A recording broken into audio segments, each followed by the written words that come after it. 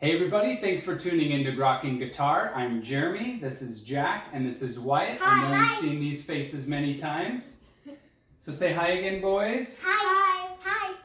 These are our viewers. These are the people that watch Grokking Guitar and support us and give us thumbs up and subscribe. to our channel. Yeah, so thank you for watching. We wanted to do something just a little bit different today. So instead of playing a piece, we're going to give you a tour of our instruments, mostly stringed instruments.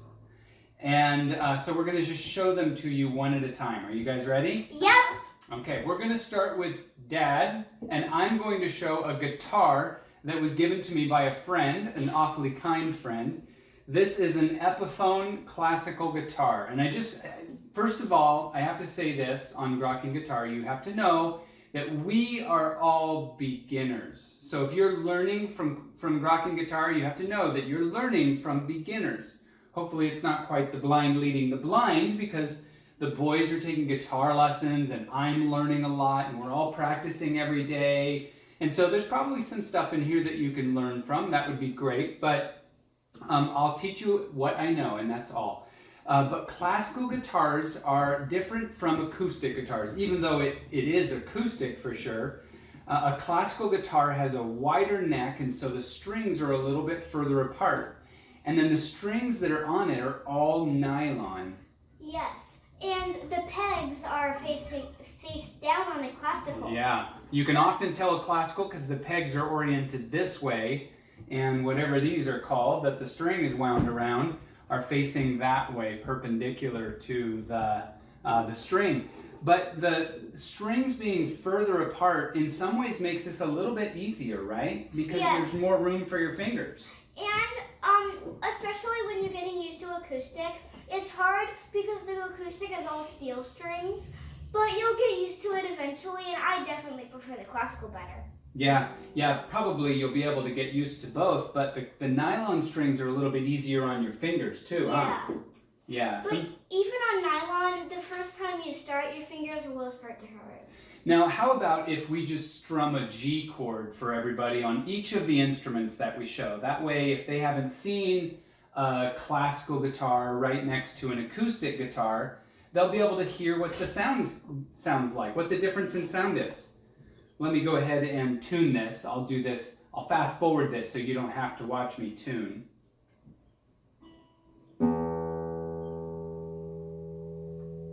Well, are you going to fast forward are you going to cut off this?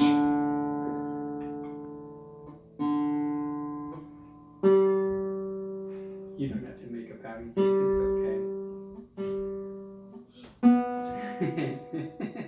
This is my original one. That's your original face? When I frown, it's hard to smile. Well, that was just cute. We might just keep that tuning session in because that was kind of cute. Okay, so we're tuned to G, so let me go ahead and play a G chord. All right, nice and warm because of the nylon and the acoustic. Go ahead. And by the way, in case you're wondering, can you hold a G chord again? Sure. I like to put down my third finger there, but it doesn't really matter. So whichever way you think is easier, you can do. That's right. That's right. I think it's easier with the third finger. Okay. Yeah, me too. All right. Like this? Uh-huh. Oh, okay. And I play it like this, and Wyatt plays it like this. So we all do it differently, huh? With these and this. Ah, yeah, like this. Cool. Okay, so that's my classical guitar. Oh, one of the things about the classical guitar, because the strings are nylon, I've learned that there's not nearly so much tension on these strings. And so the way that they attach to the bridge is completely different than the acoustic. Instead of having pegs and going through to the back, these simply have a hole and you just wrap it through and tie a knot. And so I've had to learn how to restring all of our guitars because guitars need strings every once in a while. Yeah. And so, yeah, we figured that out. And also, you can have this in probably any guitar, but I just want to mention that also we have a really cool tuner that goes right inside the hole, and you just flip the on button and you can just look down that while you tune. And it's really nice. Yeah, Mhm. and you put a little battery in it and it lasts for a really long time. Yes, mine's getting low. Yeah. So I really enjoy this guitar. This is nice for playing along with the kids because we can all be on a classical guitar. Yes, buddy? And I used to have one, but it always falls off, so I don't have one anymore. Oh, yeah, it doesn't quite fit yours because of the bracing inside, Mhm. right? Okay, should we move on to the next instrument? Yep. All right, it's Jack's turn. My classical guitar is obviously a full-size guitar. Jack's guitar is what scale? Quarter scale. Mhm. Now, what we've learned is that there's no standard across guitar manufacturers as to what is a quarter scale or a half scale or a three-quarter scale. They all kind of have their own definition. So you really need to go play with a guitar and see if it's the right size. Quarter scale is currently the right size for Jack, so that's what he's got. Mhm. And I'll tell you what scale mine is when I show it. I want to wait till I show it. And I'll strum you a G chord. He's still working on G that. chord, still warm like a classical guitar, huh? Yep. If you want to look inside and tell them what brand yours is, I don't know how to read it. that says, what does it say? I can't read it, everybody. Strunal, yeah. And my brand is a Strunal. That's right. Strunal. And because you couldn't put your tuner, let's show them your tuner. You couldn't fit your tuner inside the sound hole, so where'd you put your tuner? There's a little tuner up here. You just do that. That's right. If you want to take it off, it says that. Let's not take it off. Is there anything else you want to tell them about your guitar? All right, on to the next one. All right, so this is my classical that I'm using, and it has the same kind of tuner that my dad has. And then I've got this really nice capo up here. So, it's really good brand. I forgot what it is though. Shub is the brand, yep. And why is it nice? Shub right here. So you can adjust it by using this little screw right here. So it's an adjustable capo. Yeah. And then you take these two. We find it a little. Put them on the fret you want, like this, and then you squeeze down this one until it clamps it together. And I really like this one, in my opinion. It works a little bit like vice grips, and it's a little bit better than just the squeeze kind because you don't have to go through the effort of squeezing that one so hard. And also you can adjust exactly how hard it holds the strings. Because you don't want to like break them or anything. Yeah, it doesn't want to be too tight or too loose. Yes, now there's nothing unique about this guitar compared to the other ones. It's a 3/4 size. This is, I think, the only 3/4 size guitar or stringed instrument that we have. So this is, in that way, kind of unique. Yeah. But now for comparison, we're showing you Wyatt's old guitar as well. This is a half size. So you've seen Jack's quarter, and this is a half size, and then now this is a 3/4 size guitar. Yes. So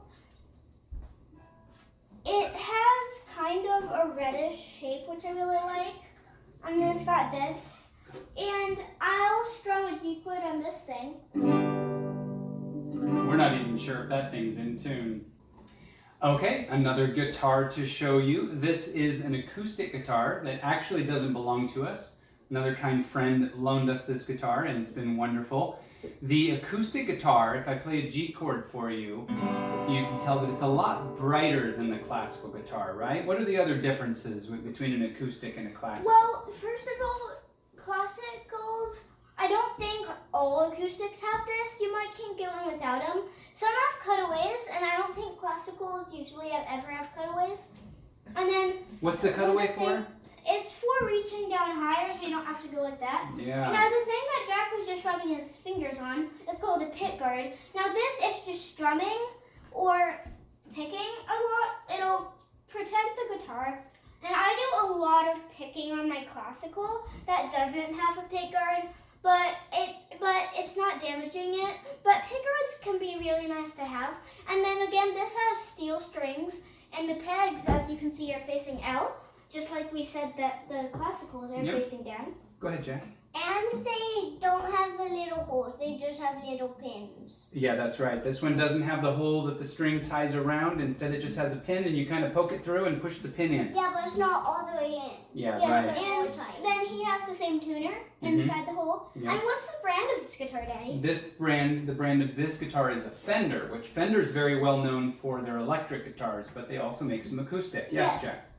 And this is very smooth. It's very smooth. Yeah, all of this is very smooth because even though it's wood, it's laminated, right? And it's got a finish on it.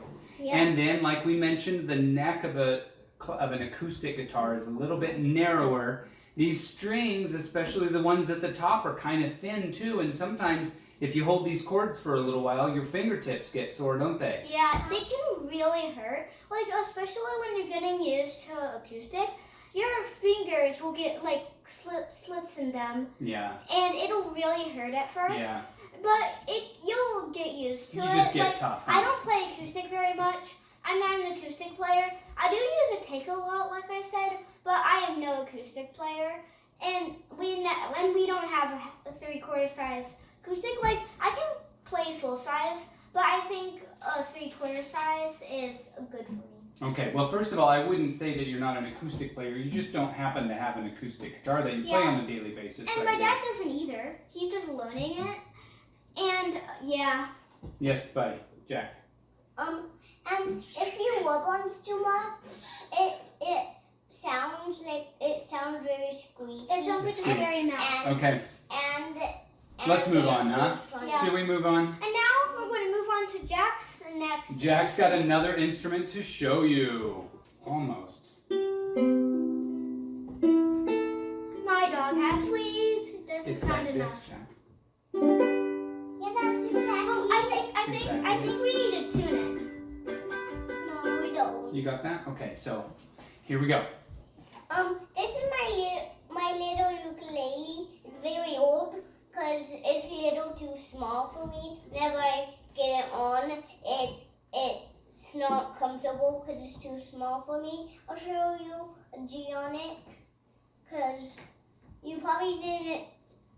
I didn't know it, but my dad just told me. And in case you're wondering, if you're a ukulele player, then if you want to play a D on the guitar, then just play a G on the ukulele. And if you are a guitar player and you want to play a G on the ukulele, you do just a D on the guitar. Yeah, the interesting thing about a ukulele is that the 4 strings on the ukulele are the same tunings as the top 4 strings on a guitar, except that the G is an octave higher. And so if you know guitar, then you know some things on the ukulele already, don't you? Yep. Yep. Now this ukulele was originally a guitar for Wyatt when he was way younger even than Jack, and he wanted a guitar, and that's what we got him, huh? So it's been around. I remember buying this ukulele. I remember buying this ukulele at the store when I was literally like 3, and I played it for a little while, and I got tired of it, and I complained that I wanted a guitar because I thought that ukulele didn't have enough strings, and I wanted more strings, and so I got a guitar, and I gave this to Jack, although I think he's more of a guitar player now. Yeah. Okay, let's move on to another instrument. Maybe Wyatt should show us a new instrument altogether, huh? Yes. Let's do it. Now, this is my electric guitar, and I got it from my great uncle that sent it to me on my birthday. And it has the pegs all on one side, and they're like an acoustic, they're facing out.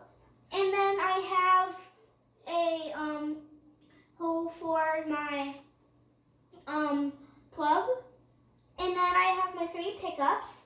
Now, this thing right here, if it's on them this way, it'll do this one. If it's on this way, it'll do these 2. This one, the middle, this one, this one, these 2, and this one, just this. So there is 1, 2, 3, 4, 5 combinations. This is the volume, obviously. And then this is the tone. I've never really know what it does, and both of these don't really. If you like play something and then flick this around, you'll hear that it's different. But if you play some notes with this, and then you wait a while and you change the pickup and play notes with some other, then it won't sound like it's any different. And then these, I believe, are steel strings. Yeah, they sure are. Hey, why don't you play a G real quick? Yes, now it's not plugged into my Fender amp. Yeah, just play it. But here it is. Now that's not very loud. Why is that guitar very loud?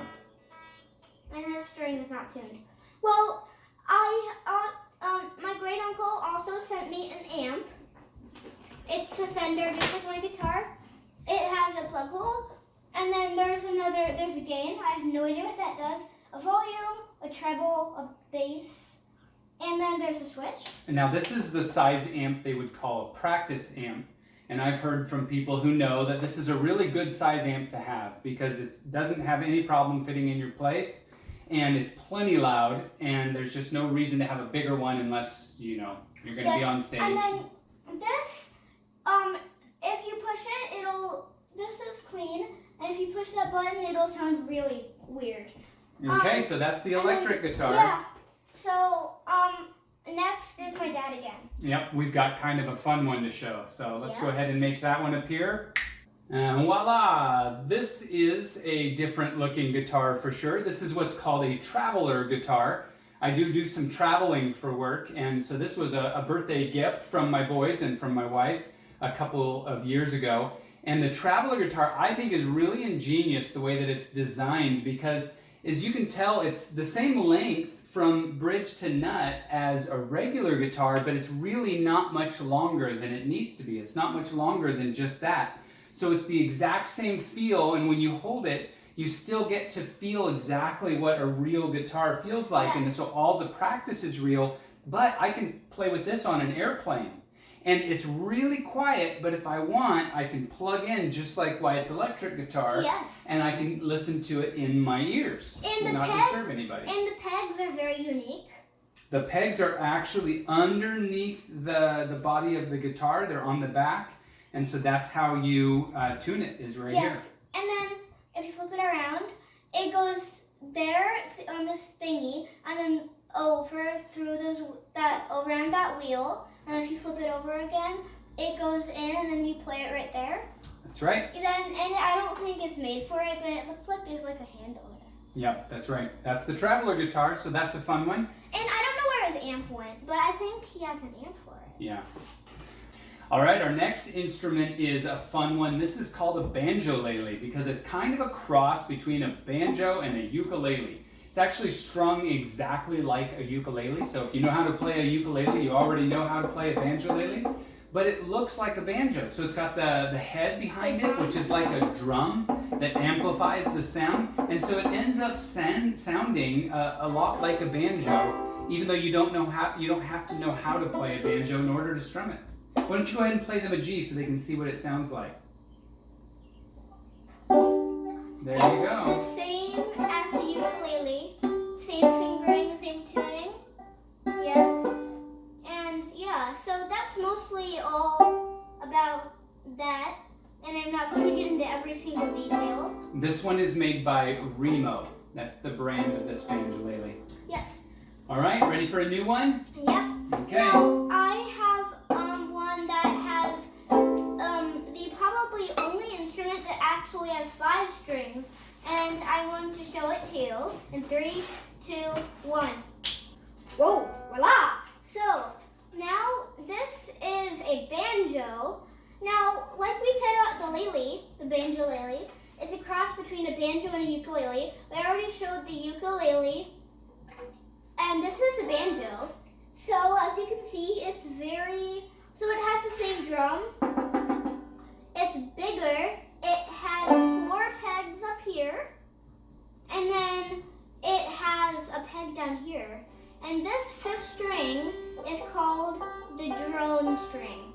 Now, for the banjo, if you're a banjo player, then guitar usually doesn't need this. Now banjo is interesting because you basically never use a pick for a banjo. You use something called finger picks. Now I'm not going to get them for you right now, but they go on your thumb and these two fingers. And you can get a metal or plastic thumb pick, and then the two finger picks are metal. And you use them, I guess, to pick faster. And my banjo teacher / a bunch of other instruments teacher doesn't use finger picks. He says it makes his fingers numb, but most banjo players do. And I can't play very fast without them. And then here's a G chord, and guess what? Daddy picked the easiest chord on here. The G chord is this. Bye-bye left hand. It's just open. And then I've got this tuner here. Obviously, the banjo doesn't have a hole. It just has this drum. Now, so if you have a resonator on your banjo, some people do, but I don't. So we live in an apartment, and resonators make the banjo louder, and banjos are already kind of pretty loud. So even without the resonator, I have to make it quieter. So if you have a resonator, then you probably, if you live in an apartment, resonator might not be a good idea. Because it also makes the banjo look bigger, so it makes it a different size for you. And then I've got this armrest here, and at first it won't make any difference, but there are these like metal things, screws, whatever they are, that hold this ring in, that hold in the drum, and those make it a little bit uncomfortable to put your arm here. So if you have an armrest, it makes it nice and smooth, so your arm doesn't hurt. And then I have a strap. It's basically just like any old strap, and then it hurts my neck, so I just have this piece of fleece. And then it's tuned. The way it's tuned, it's G D G B D. And it's not in tune right now. I know a lot of songs on it, but I'm not going to be able to play them without my picks. So that's my instrument, and I hope you enjoyed it. And now we're going That's all 9 instruments that we wanted to show today. And then we have more. We have a kick drum. You can probably see it on the screen. Maybe.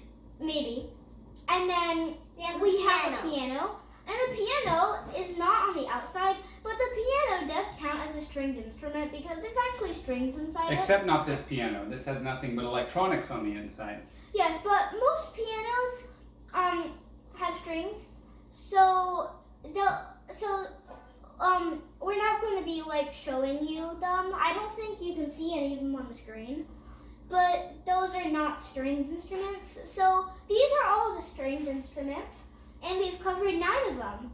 So I hope you enjoyed this video, and I hope you'll subscribe to our channel and give us a big thumbs up, and I'll see you in the next one. And by the way, welcome to Rocking Guitars. Goodbye. Thanks everyone for joining. See ya.